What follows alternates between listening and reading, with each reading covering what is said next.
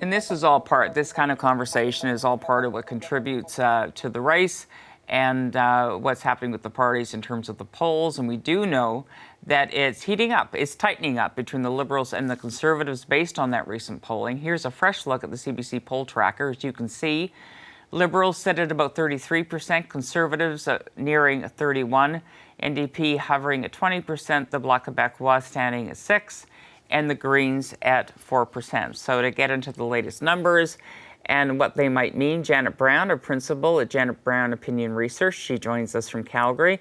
And Christian Bourque is Executive Vice President and Senior Partner at Leger. He joins us from Montreal. Hello to both of you. Hi, Kathleen. So, Christian, let me just start with you. As you look at the top-line results, especially of your latest survey data, what is it telling you?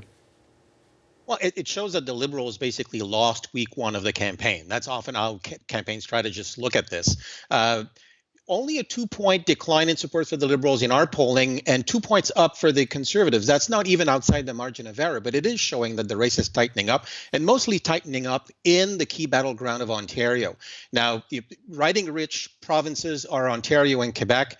No signs yet that the Conservatives are making headway in the province of Quebec, still at 16%. That's not enough to be in seat gain territory for the Conservatives. So a lot of this will be riding on Ontario, where they are doing better.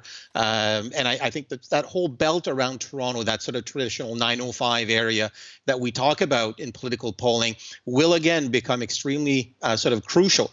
Out west, we see three-way race, almost sort of a dead heat race in BC, almost a 3-point or a three-way tie.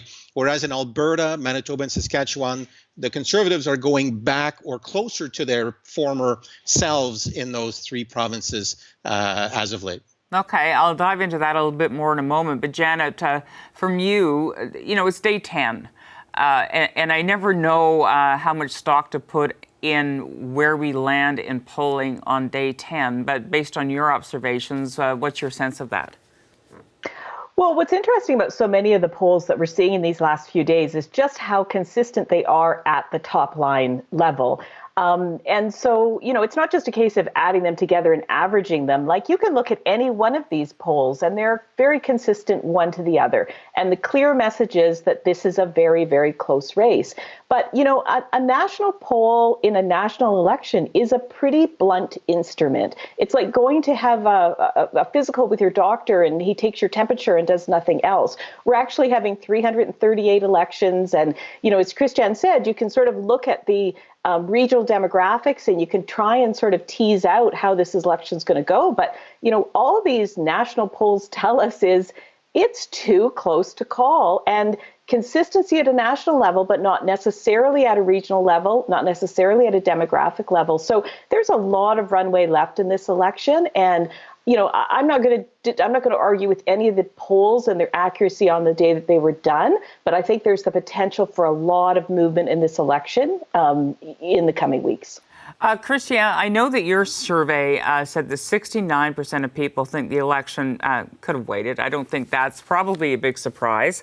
But tell me what you know or what you discern from the polling numbers as to the impact of this early call and whether it could prove to be a problem. We've often seen this, the electorate blaming the incumbent for an early election call, mostly in minority situations. So that's nothing new. However, it comes at a time where we are still in a health crisis.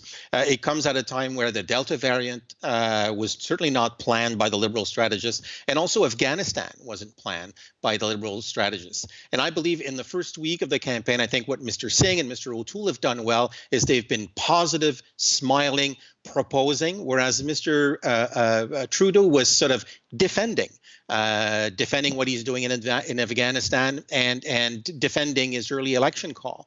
Did the opposition leaders sort of waste too many sort of pieces of ammunition early in the campaign? We don't know yet. Of course, there's still a lot of movement, again, that could happen in the electorate. But mind you, what we're seeing in the polls today was almost the exact, within the starting point of the 2019 election campaign. And look what the outcome actually was. We know that for the Conservatives, they need to be 3 to maybe 4 points, if not even more, in the national landscape in order to actually win government. They need to be well ahead of the Liberals to actually win government, which still it becomes an issue for them. And again, they need to look at this with a scalpel, seeing how in each of the regions they can gain one seat over another. And for Mr. Singh, I think there's some key battlegrounds for him to gain back some of the seats that they lost in 2019. You know, Janet, you make the good point that it's, you can have national polling, but it's really 338 elections. Let's talk about maybe not all 34 in Alberta, but people are wondering what seats might be in play. We don't often have that conversation about Alberta. Every once in a while, there's a surprise. But do you have a sense of that this early?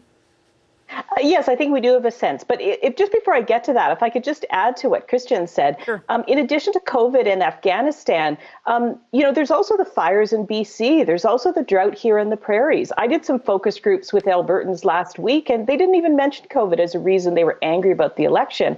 They mentioned the fact that it was inappropriate to be calling an election when BC was on fire. That's that right. was a direct quote. So they didn't mention Afghanistan either, by the way. No, they didn't. No. Yes, you listen into those groups. But, I did. In terms of what ridings are in play, not a lot. We've got a handful of ridings here in Alberta that are in play. Now, that's, not a big deal in the whole scheme of things. Although every time the Liberals can win a seat here in Alberta, it has great symbolic value because this is the Conservative heartland. So, the 4 or 5 seats here that may flip, are important for that reason. But also, when you look at the polling as close as it is, those 3 or 4 seats could be the difference between minority and majority. So suddenly Alberta is not just a symbolic place for the Liberals to win seats. Okay, I'm holding you to that, by the way.